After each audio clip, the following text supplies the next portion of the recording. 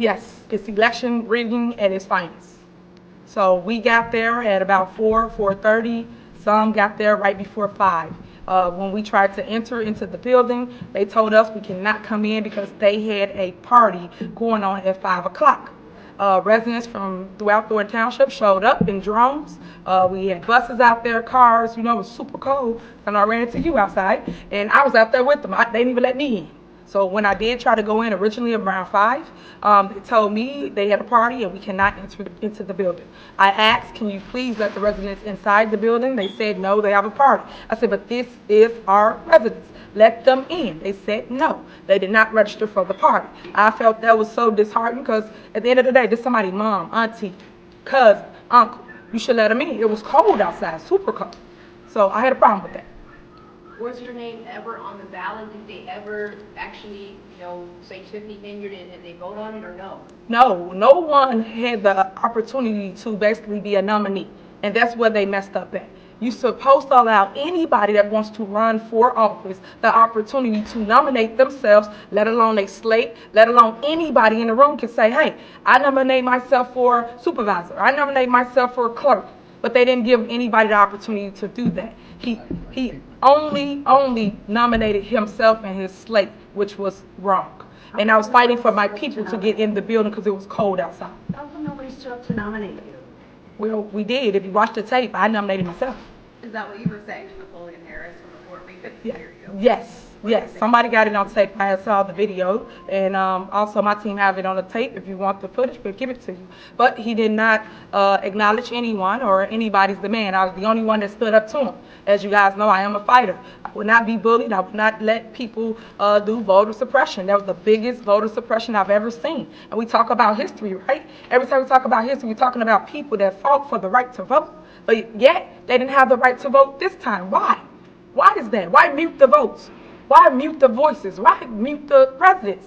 I have a problem with that because if he thought he was going to win, he would have let him in. But he didn't because it was my base that was outside because we couldn't get in. He said, and I quote, we are not letting anybody in until 6:30. 6:30 came, we were still outside.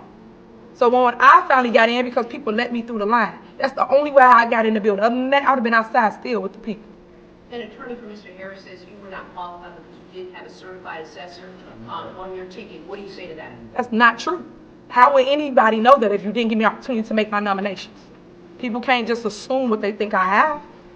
I have to make the nominations on the floor before someone can say that I didn't have some. That's not true. What's next? How do you fight it? So we will be in court. This is a legal battle. Everybody has been calling us saying they're going to stand with Tiffany Henyard. I appreciate that. Even the naysayers that they're going to stand with me because people like righteousness. They don't like this wrong way of dictatorship for government. That is not how you take over things. It was a hostile takeover. And the media was all out there. Y'all saw it firsthand. No one should ever get the opportunity to sit there and be a dictator in a community where you govern everybody. And that's why I told, I think it was Channel 32, that he's a coward. He did not want to face me head up. He knew that I was going to dominate in that room. And that's why he did not allow my residents inside of the building. What do you say to the allegations from Nikita Cloud that you tried to disrupt the event by mentioning yourself possibly a bomb threat, or the allegation that Mr. Price called and tried to cancel the event?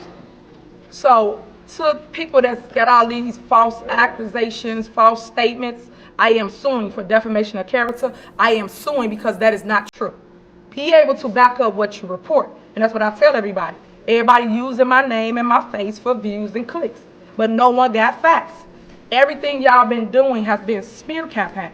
And I have a problem with that. And that's why rarely I come out and I speak with you guys because you don't want to fact check. That's one thing I love about Nate. Nate came and sat down with me. He fact checked. We give him the information, he go check it. He don't just run a story just because. And that's why I ask all y'all to do, at least be fair in the reporting. Because people look up to your stations. You are news. Northwest, East, South, you are the news. But yet, you guys are reporting off of drama. I don't like it. It's not a reality show, but y'all making it as that. Do you know anything about tomorrow's meeting with Township electoral board trustees? For here? Right at 10 o'clock. Yes, we have that at 10 a.m. I will be here. It's for those that file for a independent or a political party. So people challenge their whatever it is in there. They challenge them, and on that day they get the opportunity to be heard before the electoral board. Are you writing candidacy or? I'll be on the ballot. Are you a part of any of those packages tomorrow? I am not. Not. Today you said the township's on the verge of closing because of insurance issues. Can you explain what that means and when that could happen? Well, that's something exclusively for Channel 7. So that's why I told you before we stood here that it would strictly be about the caucus. How do you feel about the decision to have a caucus as opposed to a primary? I think they took the right away for the people. And that right then, every single time, we always had a primary in Thornton Township. When Frank Zuccarelli was the supervisor, he always had a primary because over 10,000 people come out to vote in that election. And I felt that the people was stripped of that right. Whereas they created a caucus and now a handful of people get to come and pick township government. I just don't see how that's fair. But if that's the rules, we will follow the rules. But I still think that people should be able to go to the ballot and people should have ballot access. I just feel that way. Why are you deciding not to talk about essential township services that are provided with the greater media group here today? That would seem to be Y'all just saw me talk about that, and I talk every single time I have a special meeting. I literally sit here and talk about what's going on every single time. And it's your job to now piece it all together. So when we say something, they say something, now you go fact check it. But no one does that. I put 4 years in for everything else. Check out the information that's being put out, but no one's doing it. That's why I gave y'all the emails. I gave you the facts because they put information out, and it's all false. It's not even true. We'd like to be able to have the factual information about these services to show to our readers and our viewers. And that's why we gave it to you guys. We gave you exactly that. We gave you the information. So if you have more questions, please, by all means, send an email. Keith Price is my point of contact. Y'all can reach out to him, and he will definitely respond. He also have an interview with several of you guys when I'm not here. He know what's going on. Any more questions?